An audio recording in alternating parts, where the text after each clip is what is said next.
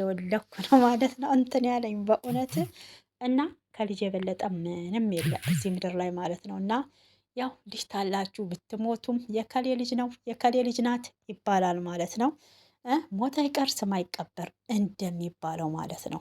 እንግዲህ በስደት ላላችሁ ልጅ ፈጣሪን ስጠኝ ብላችሁ ለተመኛችሁ በሙሉ ፈጣሪ አምላክ መንታ መንታውን ልጅ ይስጣችሁ ነው የምለው።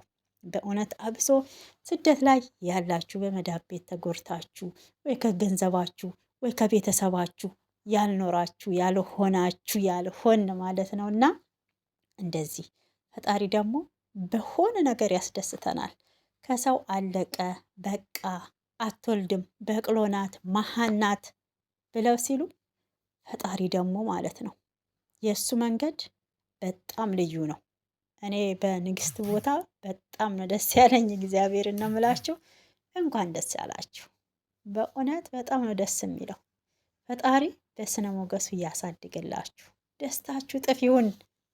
ኧረ በስመ አብ እውነቴን እኮ ነው። የሰው ደስታ መቼም የማያስደስተው ሰይጣን ብቻ ነው። እና እንኳን ደስ ያላችሁ ንግስትና አብዮት ማለት ነው። እንግዲህ ስንት ዓመት ሲመኙት የነበረ አይናቸውን በአይናቸው ለማየት የአብዮት እኩያ ልጁ እንዳለው አይተናል ማለት ነው። እና እሱም ተናግሯል ከዚህ በፊት የንግስት ቤቢ ሻወርለትም መጥተው አብረው ሲጨፍሩ ደስታዋን እሷም ስትገልጽ ነበረ። ግን ከንግስት ልጅ የለውም እሷም የላትም ነበረ። ፈጣሪ ደግሞ ሰጥቷቸዋል ማለት ነው። አያችሁ ፈጣሪ አይሳሳትም። እኛ ሰዎች ግን በማያገባን እየገባን ነበር ስንፈተፍት የነበረው ማለት ነው። እና የራሳችንን ሳናቅ ስለ ሰው በጣም እናወራለን። እኛ አብሶ እኛ አበሻዎች ከእኔም ጀምሮ ማለት ነው የማንገባበት ቤት የማንፈነቅለው ድንጋይ የማንፈነቅለው መቃብር የለም ማለት ነው። እና በጣም ነው የሚገርመው። አያችሁ ተታገሳችሁ። እኛ እንቸኮላለን እንጂ ፈጣሪ ቢዘገይም የጠየቅነውን መልስ ይሰጠናል። ግን እኛ ሰዎች ስለሆንን በጣም እንቸኩላለን። አሁን ጠይቀነው አሁን እንዲደረግልን ነው የምንፈልገው ማለት ነው። እና ዛሬ ደሃ ስለሆን ነገ በቃ ነገውኑ ሀብታም ሆነን ሚሊዮነር ሆነን እንድንታይ ነው የምንፈልገው። አያችሁ ግን አንድን ነገር በትዕግስት ተጠበቅ ነው እሱ ምንም ቢሆን አይሳሳትም። ለምን እኛ የእሱ ፍጡር ስለሆን ብቻ እኛ የእሱ ፍጡር ነን። ስለዚህ ሁሉም ነገር ትዕግስት ይፈልጋል ማለት ነው። እና እንግዲህ እነሱ ታግሰው በሰው ወሬ ቢሆን ተፋተው ተለያይተው ነበር ማለት ነው።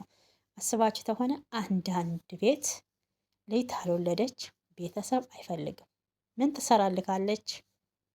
ዝም ብላ የምትቀመጠው መቼ ልትወልድ ነው? ልጅ አይንክም በአይንክ ታላሳየከን እኛ ስንሞት ነው ወይ የሚባል ነገር አለ ማለት ነው። እና ግን 5 ዓመት ማለት እንግዲህ ትዳር ውስጥ ሆናችሁ ከባድ ነው ልጅ ሳትወልዱ ማለት ነው። እንግዲህ ፈጣሪ 5 አይደለም 10 ዓመት ታግሳችሁ እሱም ብቻ ተማጽናችሁ ተኖራችሁ የሚከለክለን ነገር የለም ማለት ነው። ሰዎች ስንባል ያው እንቸኩላለን ዛሬውኑ እንዲደረግልን ጉጉታችን እንደዛ ስለሆነ ነው እንጂ። ስለዚህ እንግዲህ በልጅ ጦትም በጣም ወደ ፈጣሪ አልቅሳችሁ ለተቸገራችሁ ጸሎታችሁ እንባችሁ ይታበስ። በመንታ ልጅ ፈጣሪ ይባርካችሁ ያምለው። ከዚህ በላይ ደስታ የለም። እውነቴን ነው። በህይወት ስትኖሩ እንደ ልጅ የሚያስደስት የለም ማለት ነው። እዚህ ምድር ላይ ምንም ቢሊየን ብትሆኑ ማለት ነው የፈለገ ነገር ቢኖራችሁ ከጤና ከልጅ ምንም ነገር የሚያስደስት የለም ማለት እንደኛ ጤና ነው። ሁለተኛ ደግሞ ልጅ ነው ማለት ነው። ያው ልጅ ሰጪና ነሺ አንድ ፈጣሪ ስለሆነ ባንቸኩል፣ እንደገና ደግሞ በሰው መሀል ባንገባ። አትወልድም ወይ አታስወልድም ወይ ምንድነው እሱ? ቆየክ እኮ ያንተ ጓደኞች ስንት ወልደዋል፣ ያንቺ ጓደኞች እንዲወልደዋል፣ ተተጋባችሁ እኮ ቆይታችኋል። የብዙ ትዳር የሚናጋው በዚህ መሀል ነው። ለምን? ትዕግስት በማጣት ፈጣሪን ቶሎ በማማረር። እሱ ግን አይሰለችም። እኛ የፈለገ ነገር ብንለው ጉቦ አይፈልግ ምን አይፈልግ ከምስጋና ውጭ ማለት ነው። እና እንግዲህ አስቡት በጉቦ ቢሆን ስንቱ ህዝብ ልጅ አጥቶ ይቀመጥ ነበረ። ግን ፈጣሪ ምንም ከኛ የሚፈልገው ነገር የለም ማለት ነው። እና ጸንቶ መጠበቅ ብቻ ስለሆነ እላችኋለሁ። በተረፈ እንኳን ደስ አላችሁ በድጋሚ